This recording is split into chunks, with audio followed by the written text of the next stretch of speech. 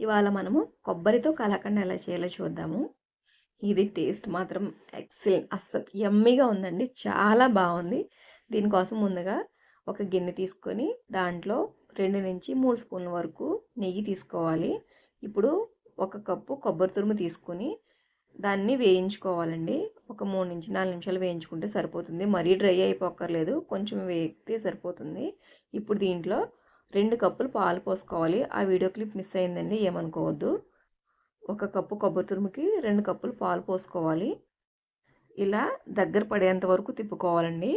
కొంచెం దగ్గర పడిన తర్వాత దీంట్లో ఒక అరకప్పు పంచదార వేసుకోవాలి. షుగర్ ఎక్కువ తినేవాళ్ళు అరకప్పు వేసుకోవాలండి. షుగర్ తక్కువ తినేవాళ్ళు ఇంకొంచెం తక్కువ వేసుకోవచ్చు.